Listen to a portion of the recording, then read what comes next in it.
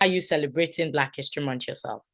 Well, I am so happy that we have recognized Black History Month in Alberta. The last NDP government did that, and it has grown and grown ever since.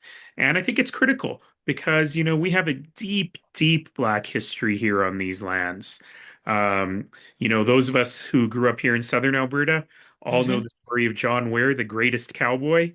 But of course, since then, we have had people come to this place from the United States through the Underground Railroad. We have had Mm-hmm. folks come from Africa, from the Caribbean, and from all around the world. And Yeah. it is a wonderful opportunity for us to celebrate not just the history of this place, but the rich diversity that Black folks have brought to our community. Yeah. So how are you celebrating it yourself? Do you have any event coming up? Well, I'm pretty excited for a bunch of things. When I was mayor, we were really excited to support a bunch of stuff around Black History Month, some of which has now come into Chinook Blast, our winter festival. So I hope to get out to some of those great things. But Okay. I'm also excited that across the province, well, shouldn't say across the province, in Calgary and Edmonton, my NDP colleagues and I will be hosting Black History Month Okay. events, celebrations, and I sure hope that folks will be able to join us. I know that I don't know when you publish, but it's this Thursday, February 13th in Calgary. Um, Okay. and Tommy, I don't remember the Edmonton date. Do you have it off the top of your head? She'll find it. Yeah, I'll find it and send it over. So Okay. those promise to be great opportunities to meet folks in the community and enjoy our company while we celebrate Black culture. Black History Month. Yeah, that's good. And good job. So, another question I would like to ask you is that you agree with me that Alberta is well known as a very welcoming province built by people from all over the world, just like you mentioned earlier, and everybody calls it home. So, with the equity, diversity, and inclusion that is being attacked by the US president and some other organizations in Canada, so we'd like to ask you, what's your take on this? We have to understand that pluralism is a critical part of Canada's success, Mm-hmm. but we cannot be complacent. We have to, because it is under attack. It's under attack in many, many places.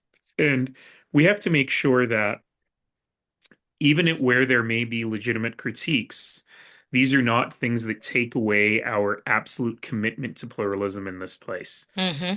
When my parents came to Canada, I am also African. Wow. Family is from Tanzania. Mm. And when my parents came to Canada, there was very little African culture here. And what we have seen in the 50 odd years since then is an enormous ability for Black Canadians and Albertans to contribute to the fabric of this place. We have leaders Mm. in industry, in politics. I'm thrilled to have a Black caucus with more than one member in the Alberta NDP. Yeah. And we have to understand that that wasn't accidental. Mm. That, while we have all worked incredibly hard to achieve what we've achieved as a community, we Yeah. also benefited from a society that has welcomed us and wanted us to succeed. Yeah. And no matter what happens in the world and Mm-hmm. this Mm-hmm. backlash Mm-hmm. against equity, we have to remember that we all benefit when Mm. every single person in our community succeeds. And we Mm-hmm. have to make Mm-hmm. sure we build a community that does that. Mm-hmm. Okay. Yeah. So, in the spirit of the Black History Month celebration and with everything that you have said, what are your plans to make sure that Alberta it's as welcoming as it's always been and it's always known for? And you already said that you have also been someone that has benefited from that welcoming culture of Alberta. So, what are your plans to make sure that henceforth it keeps going? Well, ultimately, we have to be focused on ensuring that everyone who chooses to live in Alberta has Mm-hmm. the ability to leave a life of dignity Yeah. and prosperity. Mm-hmm. We have to make sure everyone has the able to thrive. And Yeah. I think to my own life, right? I grew up in a poor family in working class Northeast Calgary, Mm. but Oh. we were able to succeed. Mm. And we were able to succeed through our own hard work, but also because the community invested in us. So Yes. we have to ensure that there's outstanding public education. We Mm-hmm. have to ensure that the public healthcare system is always there when Mm-hmm. we need it, and that nobody is going to go into financial ruin if they get sick. And we have to ensure that we are properly recognizing foreign credentials so that people can prosper in this place. We have to ensure that post secondary education is available to everyone. And we have to ensure that we're fighting racism everywhere we see it. And we cannot pretend that saying getting rid of DEI means that we're going to somehow have an anti racist society. There is work to be done Done. to ensure that we're getting there. Yeah, okay.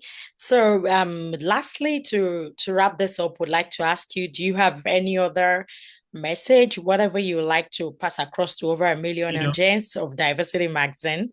I would love to say to all the readers, our politics right now is so negative, Mm, and it encourages us to think things will never be better than they are today, yeah. and to be defensive, and to fight for every crumb we have, and to Mm-hmm. set ourselves against one another. Mm-hmm.